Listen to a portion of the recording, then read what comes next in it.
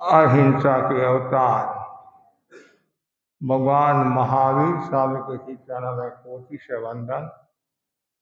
युग प्रदान आचार्य महासमुद्र के चरण में कोटि से वंदन।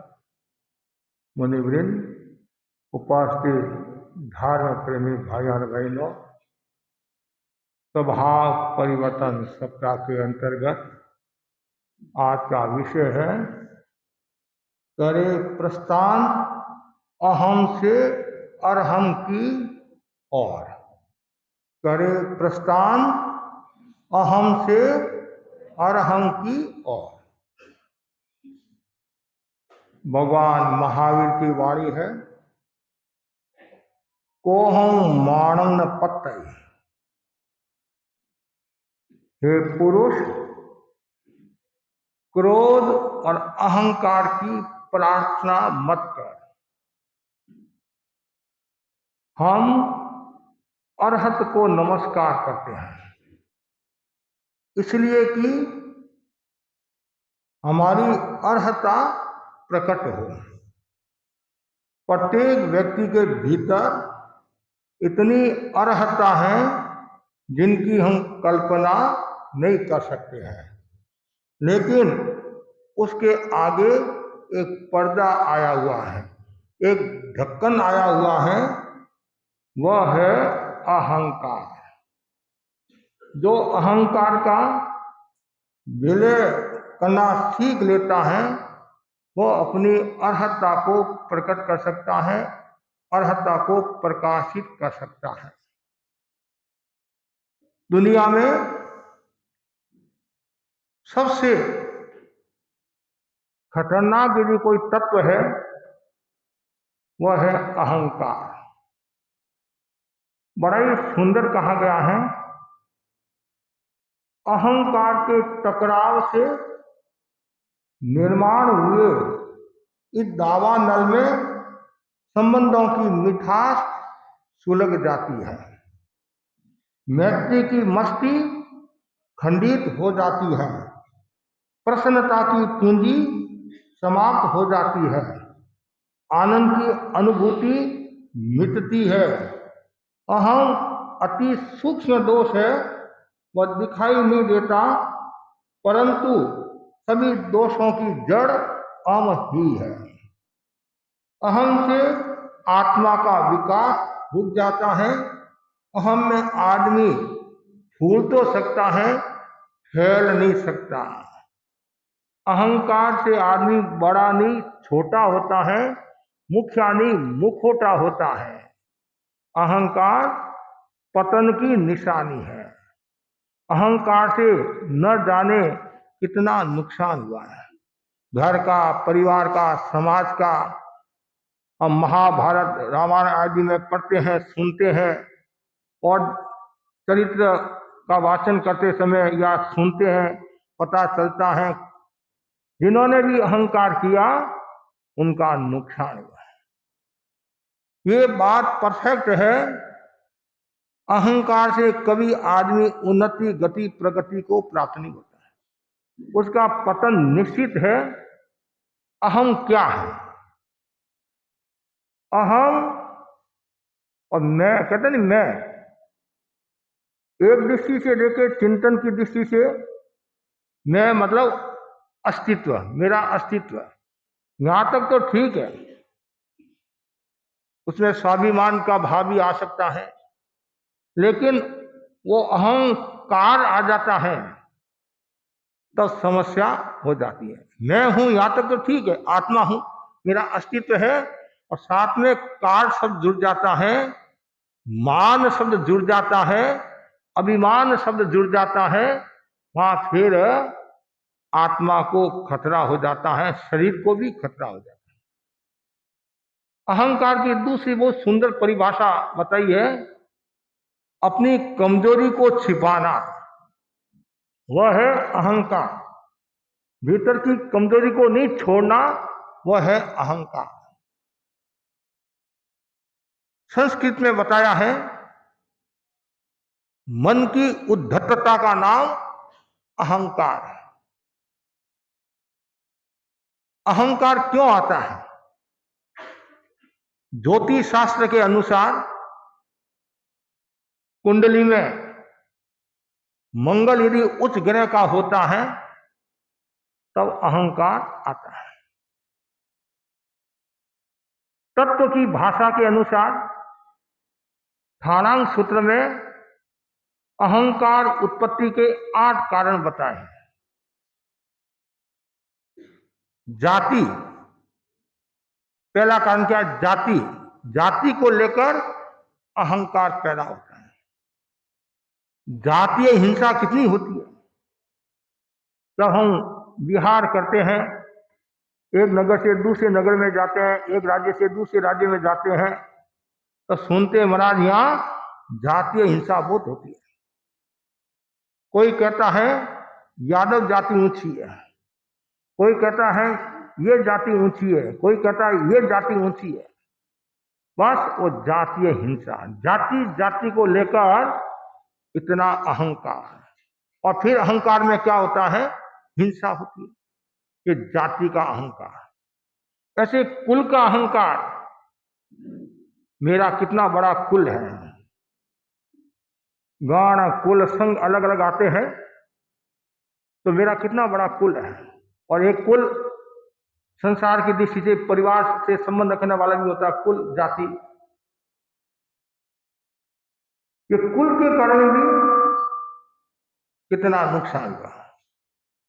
जाति, कुल, बल, बल का भी अहंकार होता है।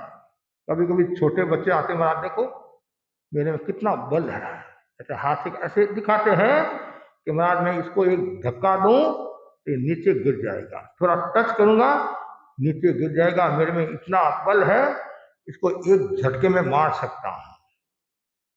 जाति, कुल, बल। रूप का भी अहंकार होता है। मेरे जैसा किसी का रूप है, मेरे सामने अप्सरा भी फीकी है, हीरो हीरोइन भी फीकी है, इतना सुंदर मेरा रूप है। रूप का भी अहंकार। एक रूप आपरो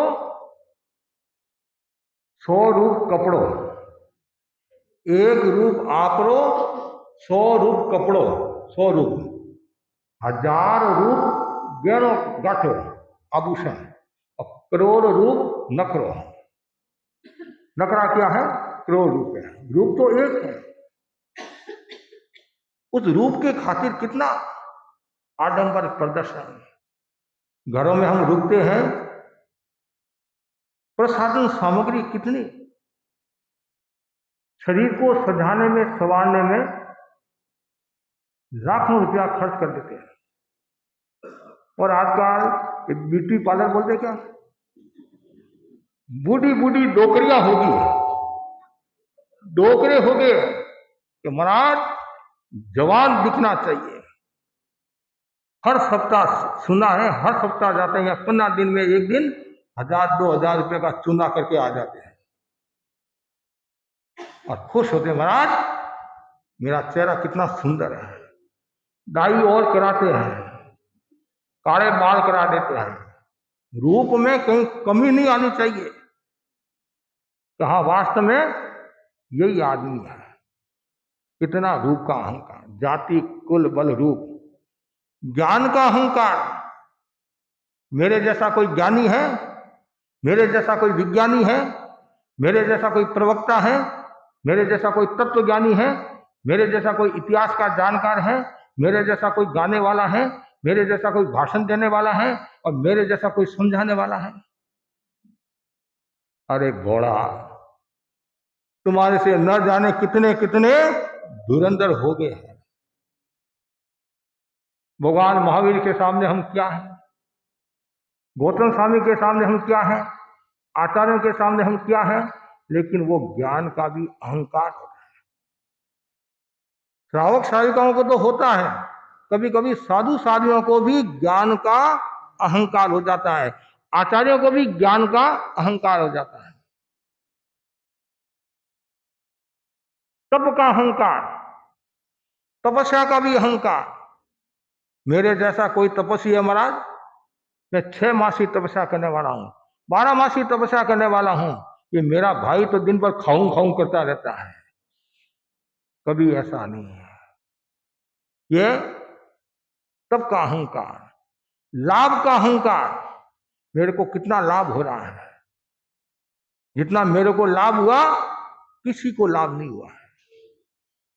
ऐश्वर्य का अहंकार, ठकुराई बोलते हैं ना ऐश्वर्य, रिद्धि सीधी का अहंकार, ऐश्वर्य में सब आ जाते हैं। कितने हो गए? 8 हो गए। जाति, कुल, बल, रूप, ज्ञान, तप, लाभ, ऐश्वर्य, ये 8 कारण है। और ये 8 कारण से व्यक्ति अहंकार करता है। और भी कारण हो सकते हैं, ये तो आगमकार ने 8 कारण बताए हैं।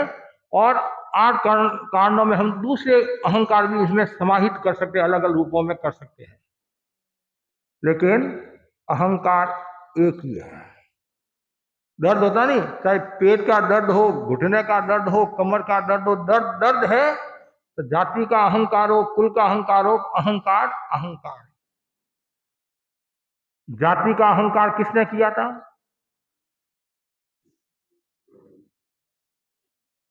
हाँ? जाति का अहंकार किसने किया?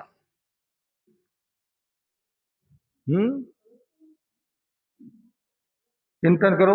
कुल का अहंकार किसने किया? मरीचि ने किया। जाति का अहंकार हरिकेश बलमुनि ने किया। पूर्व भाव में था नहीं वह, फिर उनको चंडाल बनना पड़ा। जाति का अहंकार हरिकेश बलमुनि ने, कुल का अहंकार मरीचि ने, रूप का अहंकार सनत कुमार ने, ज्ञान का अहंकार स्थूलीभद्र ने, और तप का अहंकार कुरकडुग मुनि ने। कुरकडुग मुनि जो चौमासा पर आचार्य ने उपदेश दिया, चतुर्दशी के दिन सबको उपवास करना है, वो उपवास कर नहीं सके। वो खींचड़ा लाते नहीं, ठंडा खींचड़ा, तो उन मुनि ने पूर्व भाव में तपस्या का अहंकार किया था। और रूप का, कुल का, जाति का, बल का रूप किसने, बल का अहंकार किसने किया? बाहुबली ने किया। और लाभ का अहंकार किसने किया? सुभूम चक्रवर्ती, पूर्व भाव में उन्होंने लाभ का अहंकार किया था। ऐश्वर्य का अहंकार किसने किया? राजा दशान भद्र।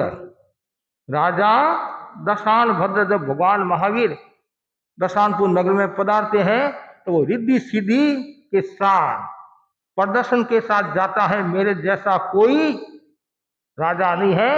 इंद्र ने अहंकार चूर चूर कर दिया, फिर दीक्षा ले ली। मान से मुंडित कौन बने? दशान भद्र मुनि हुए। मान से मुंडित हो गए, मान का मुंडन करा दिया, दीक्षा ले ली।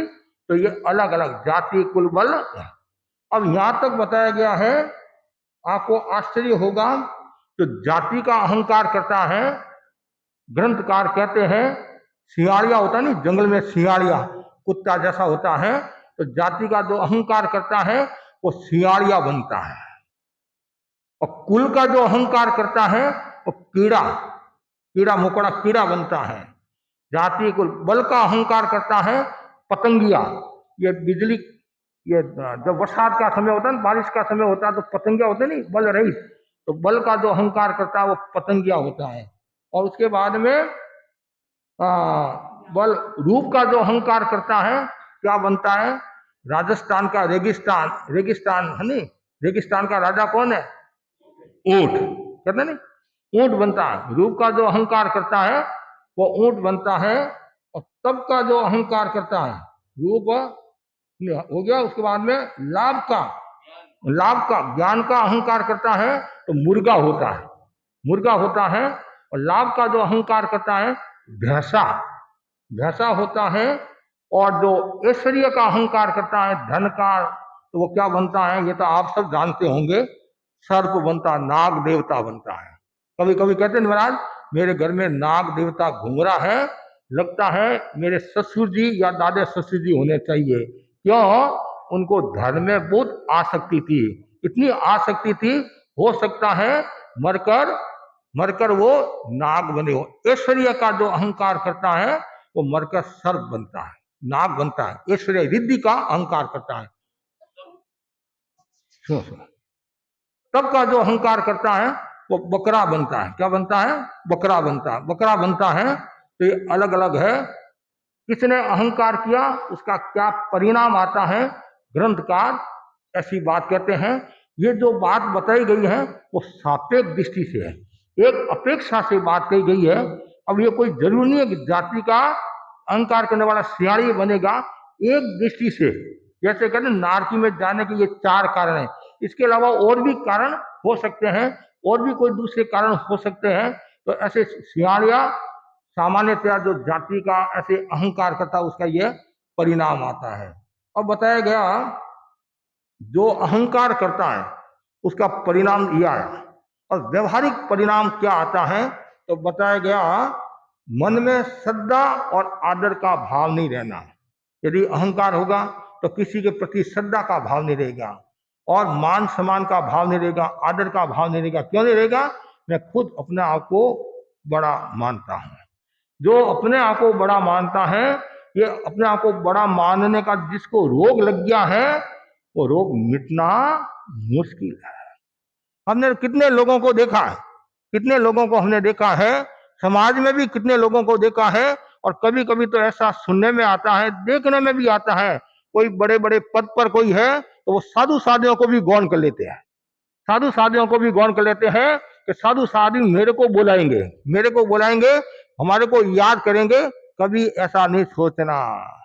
यदि आप अपने आप को श्रावक मानते हो, अपने आप को श्रावक मानते हो तो जरूर दर्शन करना, सामायिक करना, प्रवचन सुनना और दूसरों को धर्म की प्रेरणा देना। समाज ने आपको इतना बड़ा पद दिया है तो आपका नैतिक कर्तव्य होता है समाज की सेवा करना, मानवता की सेवा करना। और पद लेकर आप बैठ गए और आपके पास दर्शन करने का टाइम नहीं है तो पद लिया क्यों? किसने आपको पीला चावल दिया? किसने पीला चावल दिया आपको? है तो ये ध्यान रखना, पद लो तो नैतिकता के साथ, ईमानदारी के साथ संघ की, समाज की सेवा करनी चाहिए। और यदि आप ऐसे ही ले लेते हो या बल के बलबूते पर ले लेते हो या परिवार के बलबूते पर लेते हो तो फिर मजा नहीं है। इसलिए तो और अहंकार होगा वो किसी को कुछ नहीं, मैं ही सब कुछ हूं बड़ा, ऐसा कभी मन में भाव नहीं आना। ऐसा भाव आने का मतलब है आत्मा को नुकसान पहुंचाना। उसके बाद में बताया गया है दूसरों की प्रशंसा न सुनना। अहंकार का बहुत बड़ा परिणाम है। यदि आपको कह दिया भाई इसकी प्रशंसा करना है और वो अपने आप को बड़ा मानता है तो जल्दी से उसके मुंह से प्रशंसा का शब्द नहीं निकलेगा, वो अपनी प्रशंसा कराएगा। अपनी प्रशंसा या तो खुद कह देता कभी कभी, या फिर क्या है दूसरों के द्वारा अपनी प्रशंसा करवा देता है। एक बार हमारा बड़े शहर में चातुर्मास था, संवत्सरी का दिन था, संवत्सरी का दिन था। तो अध्यक्ष बोला महाराज आज बहुत बड़ा दिन है, हजारों लोग आएंगे, मेरी थोड़ी सी प्रशंसा कर लेना।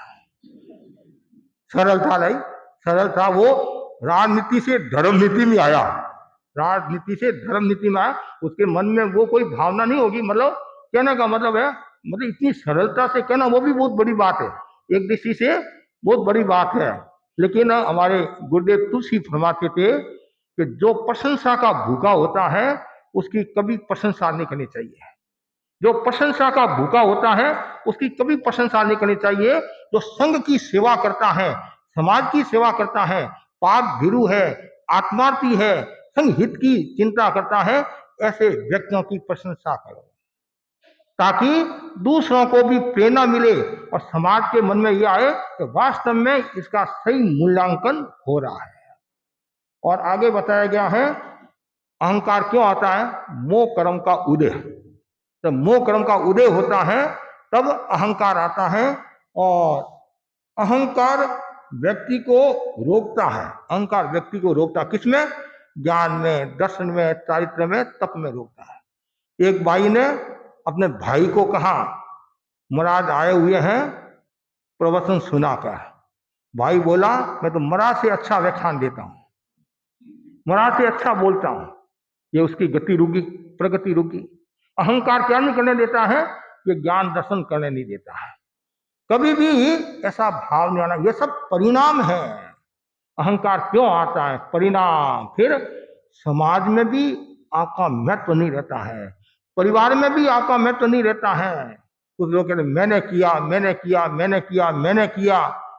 कभी नहीं कहना हमने किया, तब तो आपका आदर मान सम्मान होगा। मैंने किया तो फिर कभी भी आपका अस्तित्व समाप्त हो सकता है, कभी भी आपका दीपक बुझ सकता है, और कभी भी आपके कर्मों का सघन बंधन भी हो सकता है। और जो अहंकार करता है, 10 सूत्र में बताया है, कोहो पीम पणासी मानो विनय नाशनो। अहंकार से विनय का नाश होता है। अहंकार होगा तो विनय का नाश होगा, और अहंकार है तो ज्ञान भी नहीं आएगा, ज्ञान नहीं आएगा तो दर्शन स्थिर नहीं रहेगा, दर्शन स्थिर नहीं होगा तो चारित्र की आराधना नहीं होगी, और चारित्र की आराधना नहीं होगी तो व्यक्ति शिवपुर मोक्ष को कैसे प्राप्त करेगा। इसलिए अहंकार से विनय का नाश होता है, सत्य का नाश होता है, शील का नाश होता है। अहंकार के कारण कितना नुकसान, कितना नुकसान, चारों ओर नुकसान ही नुकसान है। और अहंकार का एक बड़ा जो कारण बताया है वो है आग्रह। अज्ञान और आग्रह के कारण अहंकार आता है। बाप ने बेटे से कहा बेटा ऐसा करना है, बेटा पढ़ा लिखा, अपने आप को एक्स्ट्रा ऑर्डिनरी समझने वाला, वह कहता नहीं नहीं पिताजी, जो मैं कह रहा हूं वैसा ही करना है। इतना आग्रह, इतना आग्रह, उस आग्रह के कारण परिवार का नुकसान हो गया। वो ये नहीं सोचता है कि मैंने जितना आटा खाया है उतना मेरे पिता ने नमक खा लिया, ऐसा कुछ कहते नहीं है? ऐसे कहते हैं नमक खा लिया। अरे किस बात का तुम अहंकार कर रहे हो?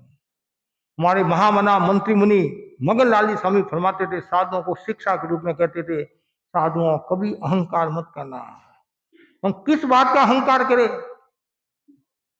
रोटी भी मांगना है, रोटी ले जाने, रोटी लाने के लिए जाते हैं तो भी हाथ पसारना पड़ता है, वस्तु के लिए हाथ पसारना पड़ता है, दवाई के लिए हाथ पसारना पड़ता है, कोई वस्त्र आदि के लिए हाथ पसारना पड़ता है, तो फिर अहंकार किस बात का?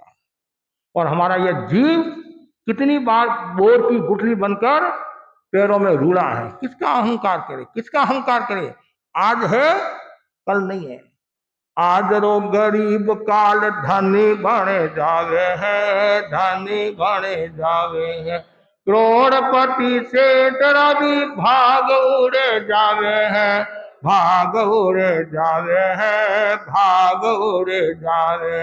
हो केना सोन डरे वाने मौत डरावे।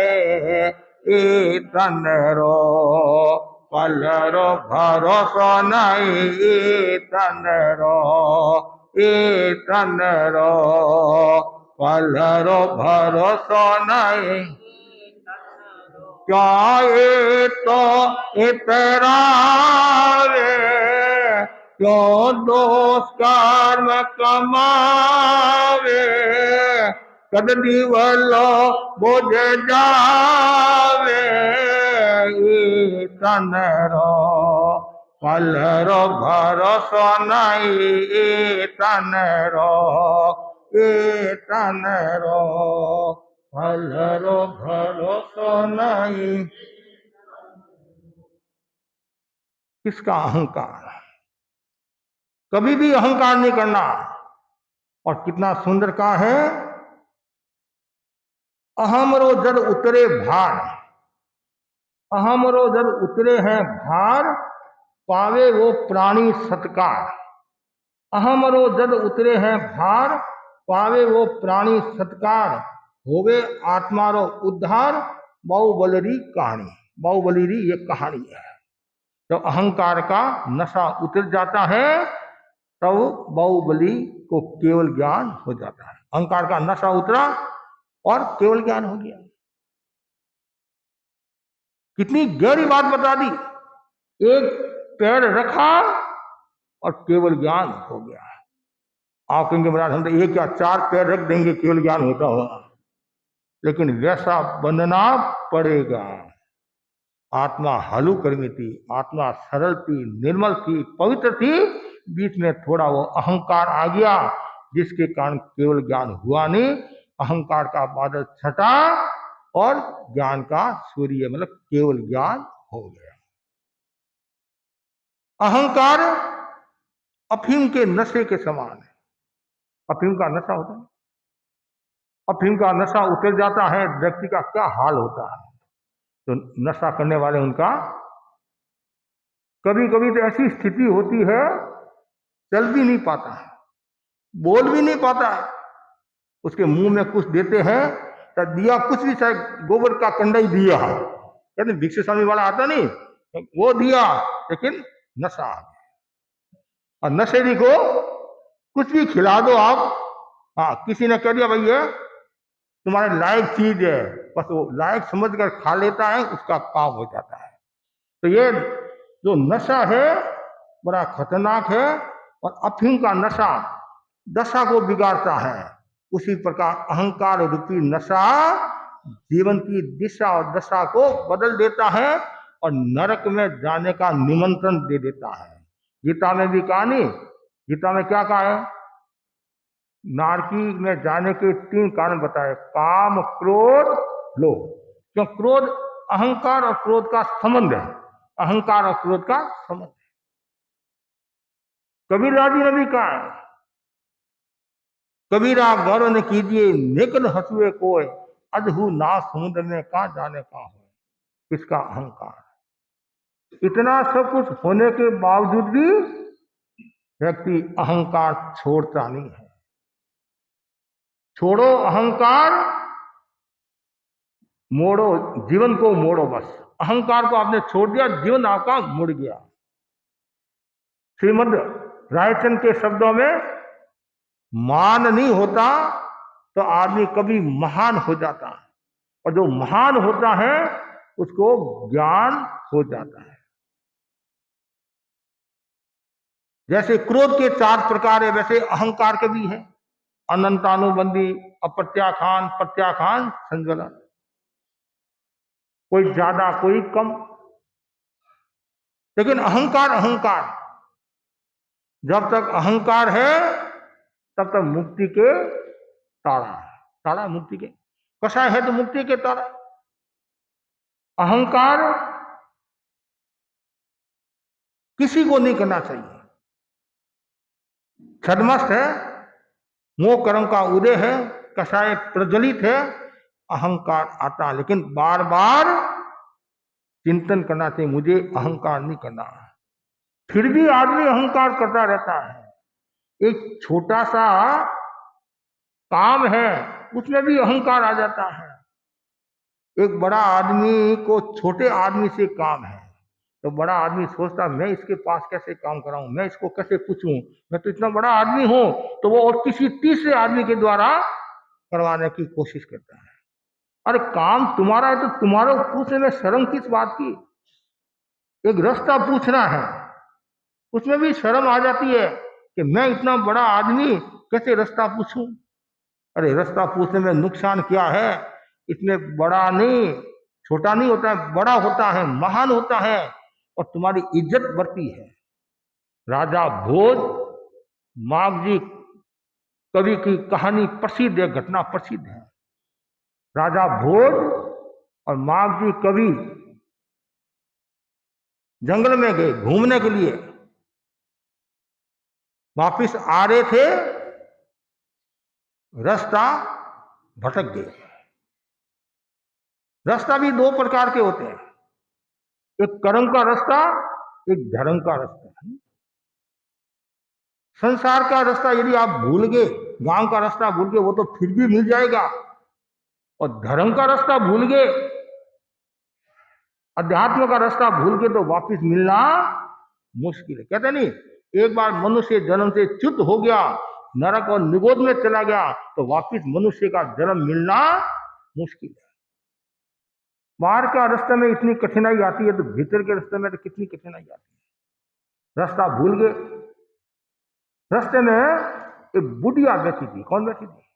बुढ़िया बैठी थी, और बुढ़िया से पूछा, सीधा नहीं पूछा, बुढ़िया से पूछा ये रास्ता किधर जाता है, ये रास्ता किधर जाता है।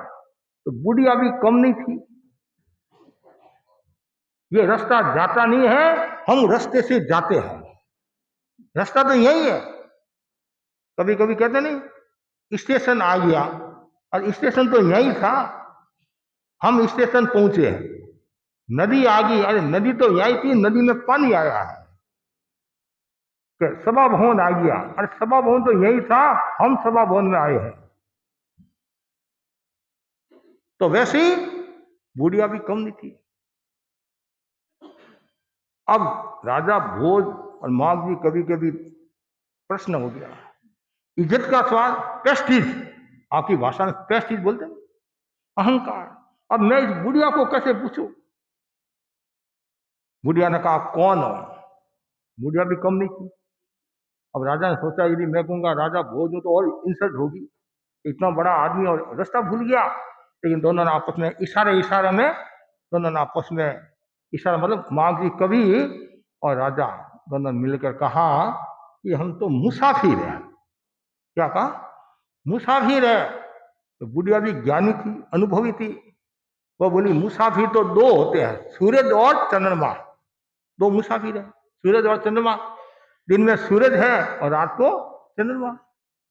नहीं नहीं नहीं, हम मुसाफिर नहीं है, हम तो मेहमान हैं, आपके मेहमान आते हैं, कभी हम आपको कहते आज रेखान में नहीं आए, मेरा मेहमान आ गया, मेहमान आ गया। तो बुढ़िया ने कहा मेहमान दो है, धन और यौवन। धन मेहमान है, आज है कल नहीं है, यौवन आज है कल नहीं है। अब धन हो और यौवन हो। अब राजा ने सोचा तो जोरदार डोकरी है, मुश्किल होगी, और फिर कहा नहीं नहीं नहीं, हम तो राजा है। अच्छा, राजा दो होते हैं, इंद्र और यमराज। इंद्र राजा बोलते हैं ना, इंद्र राजा, यमराजा। आप इंद्र हो कि यमराज हो? राजा भोज ने सोचा और फंस गए, तो कहे नहीं नहीं नहीं नहीं, हम तो भारी क्षमा है। क्या कहा? भारी क्षमा है। ये भारी क्षमा तो दो होते हैं, एक तो नारी होती है, एक धरती होती है। नारी कितना सहन करती है, परिवार को मतलब चलाने में, या परिवार की कितनी सुनती है, कभी बेटे की सुनती है, कभी पति की सुनती है, कभी और किसी की सुनती है, कितनी भारी क्षमा है। और धरती भी कितना सहन करती है, मल मूत्र करते हैं, पेशाब करते हैं, कोई मारता है, पीटता है, खोदता है, फिर भी सहन करती है। तो भारी क्षमा आप धरती हो या नारी हो? नहीं नहीं नहीं नहीं, हम तो साधु है। क्या कहा? हम तो साधु है। तो भाई साधु दो होते हैं, एक तो शील और संतोष। आप कौन हो? शीलवान हो, संतोष हो? कि नहीं नहीं नहीं नहीं नहीं नहीं नहीं, हम तो चोर है। क्या कहा? हम तो चोर हैं। तो बुढ़िया बोली चोर तो दो होते हैं, एक तो व्यभिचारी और एक चुगलखोर। आप व्यभिचारी हो या चुगलखोर हो? और उन्होंने सोचा फंस गया, आज तो नहीं पूछते तो ही चलता, अब पूछ लिया और उत्तर तो देना ही पड़ेगा, नहीं तो और इंसल्ट हो जाएगी कि नहीं नहीं नहीं, हम व्यभिचारी चुगलखोर नहीं है, हम तो परदेशी है। परदेशी है। परदेशी तो दो होता है, एक तो पवन और एक जीव। पवन भी परदेशी हवा, और जीव भी परदेशी है, आज है कल और कहीं। हम तो परदेशी और पवन। अच्छा, मतलब परदेशी तो आप पवन हो या जीव हो? नहीं नहीं नहीं नहीं नहीं, हम तो चतुर हैं। क्या कहा? कि चतुर भी दो होते हैं, एक तो धनी और एक पाजी। एक तो धनी चतुर होता है, एक पाजी चतुर होता है। कि नहीं नहीं नहीं नहीं नहीं, पर लास्ट में का हम तो नहीं जानते हैं कौन है, हम तो नहीं जानते हैं हम कौन है। बुढ़िया ने कहा मैं बताती हूं आप कौन हो, ये राजा भोज है, ये माघ जी कवि है। जैसे ये कहा, दोनों का नशा उतर गया। और जो व्यक्ति नगर का रास्ता जानने में भी अहंकार करता है, तो मोक्ष का रास्ता कैसे जानेगा? इतनी गहरी बात। आपको अपने घर का रास्ता पूछना है, उसमें भी अहंकार आ जाता है, तो मोक्ष का रास्ता कैसे मिलेगा आपको? इसलिए आपको क्या करना है? ये अहंकार को छोड़ना है। मैं पड़ा छोड़ना है। मैं कौन करती है? बकरी करती है ना, बकरी करती है मैं, उसका गला काटा जाता है, मैना पक्षी है, उसका मूल्य बढ़ जाता है। रावण का उदाहरण ले लो, कंस का उदाहरण ले लो, दुर्योधन का उदाहरण ले लो,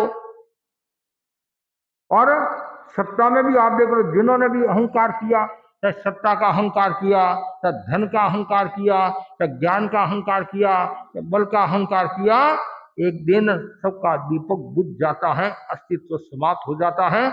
ऐसे ऐसे लोगों को देखा जिनके पत्थर तीरते थे, आज उनको कोई पूछने वाला नहीं है, पूछने वाला नहीं है, तो फिर अहंकार किस बात का करे? हमारा अहंकार को कैसे कम करे? सिद्धांत तो आपने बता दिए, ऐसा होता है, ये होता है, ये परिणाम, उसको कम कैसे करे? क्रोध उपशमन के जो कारण है, कुछ कारण अहंकार उपशमन के कह सकते हैं। और सबसे महत्वपूर्ण बात बताई है, वो समय हणे को मानव मध्यवया जिए, अहंकार को मृदुता के द्वारा जीतो, कोमलता के द्वारा। बस नम जाओ, कम खाना गम खाना, नम जाना बोलते हैं, नमना में फायदा है। झुक जाओ, और झुक गए तो आपको सब कुछ मिल जाएगा। हम बार बार कहते नहीं, शीश आशीष ईश, अर्थात आपने शीश झुकाया, आपको आशीष मिलेगी। और जिसको आशीष मिल गई, वो प्रभु का दर्शन आराम से कर सकता। क्यों? अहंकार गया, प्रभु प्राप्त हो जाएंगे। तो मृदुता की अनुप्रेक्षा, आचार्य महाप्रज्ञ जी ने मृदुता की अनुप्रेक्षा के बारे में बताया है। और जो मृदुता की अनुप्रेक्षा कैसे करे? दर्शन केंद्र पर हरे रंग का ध्यान करे, दर्शन केंद्र पर हरे रंग का ध्यान करे, फिर चित्त को शांति केंद्र पर स्थापित करे, अनुप्रेक्षा करे 9 बार। किसकी अनुप्रेक्षा? मृदुता की। कौन सी शब्दावली?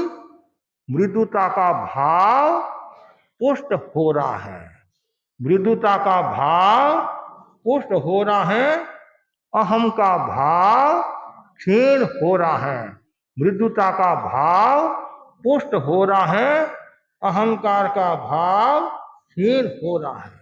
ऐसे 9 बार बोलना, फिर मानसिक अनुचिंतन करना, और अंत में महाप्राण ध्वनि का प्रयोग करना। तो मृदुता की अनुप्रेक्षा करने से अहंकार कम होगा। वर्तमान में संपूर्ण रूप से अहंकार पर विजय प्राप्त करना तो कठिन है, लेकिन कम हो जाएगा। मन में प्रसन्नता का भाव, कि मृदुता की जो साधना करता है, विनम्रता की जो साधना करता है, तो उसका आभा मंडल बहुत ही निर्मल और पवित्र हो जाता है। उनका जो ओज पोज, ये बहुत शक्तिशाली होते हैं, वो तेजस्वी यशस्वी मनस्वी होता है। हमने आचार्य महाप्रज्ञ जी को देखा, कितने बड़े ज्ञानी विज्ञानी, लेकिन साथ में उतने ही विनम्र थे। हर प्रवृत्ति में विनम्रता का भाव, और गुरु के प्रति विनम्रता का भाव, भगवान के प्रति विनम्रता का भाव, आगम के प्रति विनम्रता श्रद्धा का भाव। आज इतने ऊंचे पद पर प्राप्त होना हरे के वश की बात नहीं है। ज्ञानी कोई हो सकता है, प्रवक्ता कोई हो सकता है, धनवान कोई भी हो सकता है, विनयवान होना बहुत कठिन है। जो महापुरुष होते हैं, उनका एकमात्र लक्ष्य विनम्रता की साधना होता है। तो मृदुता की अनुप्रेक्षा। दूसरा है, महापुरुषों को याद करो, गौतम स्वामी को याद करो, 4 ज्ञान के धनी, इतने विज्ञानी होने के बावजूद भी भगवान के प्रति कितनी विनम्रता, कितनी श्रद्धा, कितनी भक्ति। ये श्रद्धा भक्ति कब आएगी? जब भीतर में विनम्रता का भाव, जब आए तब तो अहंकार में आए थे, आए तब तो अहंकार में आए थे, और बाद में इतने विनयवान बने जिनकी कल्पना नहीं कर सकते। थिरपाल और फतेह का उदाहरण ले लो आप, कितने विनयवान, कितने विनयवान। खेसी स्वामी का उदाहरण ले लो, कितने विनयवान। ये सब हमें प्रेरणा देने वाले हैं। सुनक्षत्र सर्वानुभूति मुनि को ले लो, गुरु के प्रति कितने समर्पित, कितने विनयवान। और ये विनय का भाव होगा तब समर्पण की साधना होगी। विनय के बिना समर्पण भी मुश्किल है, अर्पण भी मुश्किल है। तो विनय का भाव होना, और जितना ज्यादा विनय का भाव होगा उतना ही व्यक्ति अर्हता को प्राप्त होगा, अहम से अरहम की यात्रा करेगा। अरहम क्या है? अहम तो आप सब जानते हैं। अरहम क्या है?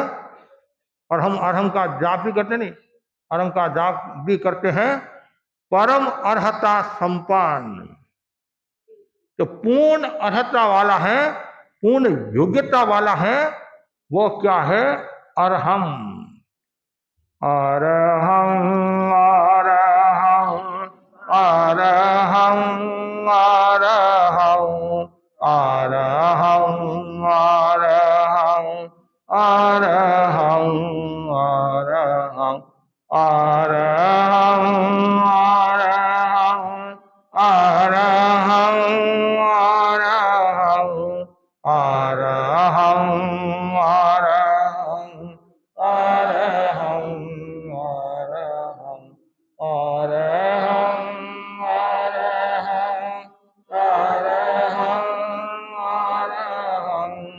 अरहम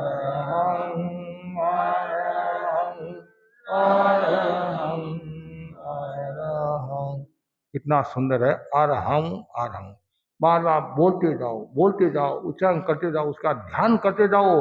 अरहम का कवच बनाकर आप ध्यान करते जाओ। करते करते अहम क्षीण हो जाएगा, अर्हता प्रकट हो जाएगी। नमो अरहंताणं, परम अर्हता संपन्न मतलब नमो अरहंताणं होना, राग देश पर विजय प्राप्त करना। चार कषाय है, क्रोध, मान, माया, लोभ। तो क्रोध और मान ये दो देश की संज्ञा में आते हैं, मान और माया ये राग की संज्ञा में आते हैं। अहंकार दिखता है, क्रोध भी दिखता है, वो देश में आता है। तो इसलिए ये दोनों एक दूसरे के पूरक है। हमें अहंकार पर भी विजय प्राप्त करना है और मान पर भी विजय प्राप्त करना है। तो उसके लिए आप जाप, तप, जप, आत्मचिंतन, अनुप्रेक्षा, प्रवचन, सत्संगत ये करते जाओ। करते करते करते आपका अहंकार दूर हो जाएगा, और जिसका अहंकार दूर हुआ उसका जीवन सुंदर हो गया। बार बार जीवन को सुंदर करना है, लेकिन अधिकांश लोग शरीर को सुंदर लगाने में समय व्यतीत करते हैं। शरीर मेरा सुंदर कैसे बने? ठीक है, संसारी जीवों के लिए शरीर का भी अपना मूल्य है, उससे ज्यादा जीवन का मूल्य है। मेरा जीवन सुंदर बने, और यदि ये मन में आपकी भावना है तो जरूर आपको सफलता मिलेगी। तो बार बार मेरे भीतर कभी भी अहंकार का भाव नहीं आए। अहंकार का भार लेकर मत घूमो, अहंकार का भार लेकर मत घूमो। अहंकार को छोड़ दो, निर्भर हो जाओ, तो आपके कोई टेंशन नहीं होगा। जैसे पर्वत होता नहीं, खड़ा रहता नहीं, मतलब खंबा कहते नहीं, ये आदमी है नहीं खंबे की तरह, मतलब अहंकारी है। और शिक्षा भी किसको नहीं आती है? 5 प्रकार के व्यक्ति शिक्षा को प्राप्त नहीं कर सकते हैं। उत्तराधन सूत्र में बताया है, अह पंचेंग ठाणेंग जैन शिक्षा न लभई थम्बा कोहा पमायण रोगेणा लसेणी है। जो पहला बताया है क्या? थम्बा, स्तंभ। जो अहंकारी आदमी है वह शिक्षा को प्राप्त नहीं होता है, और क्रोधी आदमी शिक्षा को प्राप्त नहीं होता है, और प्रमादी आदमी शिक्षा को प्राप्त नहीं होता है। और उसके बाद में बताया है, रोगी आदमी शिक्षा को प्राप्त नहीं होता है, और जो समहीन है, आलसी है, वह शिक्षा को प्राप्त नहीं होता है। यदि हमें शिक्षा को प्राप्त करना है, विद्या को प्राप्त करना है, तो सबसे पहले विनय की साधना। अब देखो, आप देखते होंगे किसी को पाठ भी लेना है, पहले वंदना करते नहीं करते हैं? ये क्या है? विनय की परंपरा। गुरु के पास ज्ञान लेना है तो शिष्य को विनय करना पड़ेगा। वो जितना ज्यादा विनय करेगा उतना ही उसके पास में ज्ञान आएगा। और यदि वो विनय नहीं करता है तो वो ज्ञान को कैसे प्राप्त करेगा। और जो अहंकार में रहता है तो कितना सुंदर का है, अभिमानी के जेब में, अभिमानी के जेब में ज्ञान न करता धाम। फटी जेब में क्या कभी रह सकते हैं दाम। फटी जेब में जैसे दाम नहीं रह सकते हैं, वैसे ही अज्ञानी के, अहंकारी के भीतर में ज्ञान नहीं रह सकता है। आप कहीं भी जाते पहले जेब संभालते नहीं बराबर, फटी हुई जेब तो नहीं है, कभी ध्यान नहीं देते तो ऊपर से पर्स डाला और नीचे से, तो वैसे जो अहंकारी आदमी है तो उसके भी ज्ञान टिकेगा नहीं। इसलिए आप ज्ञान प्राप्त करना, कोई वस्तु भी प्राप्त करना है, सासू के पास से भी कुछ सीखना है, बड़ों के पास कुछ सीखना है, तो हाथ हमेशा ऐसे रहना। आचार्य महासमुद्र जी को देखो, हाथ हंस में ऐसे रहते हैं। रत्नादि मुनियों के प्रति कितना अहोभाव है, कितनी उनकी विनम्रता है। और समय समय पर बड़े संतों के बारे में फरमाते रहते हैं और छोटे संतों को भी कितना स्नेह देते हैं। जो संघ का मालिक होता है, घर का मालिक होता है, समाज का मालिक होता है, उसको तो विनयवान होना जरूरी है। कभी भी उसके भीतर में अहंकार का भाव नहीं आए। समाज में सब तरह के लोग होते हैं, तो जो सहन करता है, विनय रखता है, वो आगे बढ़ता है। तो बस मैं सभी भाई बहनों को इतना ही कहना चाहूंगा, आप लोग भी ये ध्यान रखे, मुझे विनय की साधना करना है। मतलब विनय कोई बाजार में नहीं मिलता है, विनय कोई बड़ा बाजार में नहीं मिलता है, या कोई दक्षिण कलकत्ता में नहीं मिलता है, ना कोई विनय की खेती होती है नहीं। बाजरे की तो खेती होती है, गेहूं की भी खेती होती है, लेकिन अहंकार की खेती नहीं होती। होती है कि अहंकार की खेती? अहंकार की भी खेती नहीं होती है, विनय की भी खेती नहीं होती है, प्रेम की भी खेती नहीं होती है। तो कहाँ मिलता है प्रेम, कहाँ मिलता है विनय? तो कहा गया है, प्रेम खेत न नीपजे, बिकता नहीं दुकान, कहत कबीरा उसके मिले जो छोड़े अभिमान। जो अभिमान को छोड़ता है उसको प्रेम मिलता है, उसको ज्ञान मिलता है, उसको विनय मिलता है। तो बार बार भावना भाव मेरे भीतर में विनय की साधना। विनय करो जी, विनय करो, विनय करो जी, विनय करो, विनय करो जी, विनय करो, विनय करो जी। जितना माँ बाप का विनय करोगे, बड़ों का विनय करोगे, समाज का विनय करोगे, हर का विनय करोगे, तो आपका मूल्यांकन होगा, जीवन अच्छा हो जाएगा। कभी भी मन में वो भावना नहीं आए, हमेशा अच्छी भावना रहे, विनम्रता की भावना रहे। बस मुझे अरहम की यात्रा करना है, राग द्वेष से छुटकारा पाना है। उसके लिए बार बार विनय की आराधना करते रहो, अहंकार को छोड़ते रहो और जीवन को मोड़ते रहो, तो आपका जीवन शुद्ध बुद्ध निर्मल हो जाएगा। इसी आशा के साथ ओम अरहम।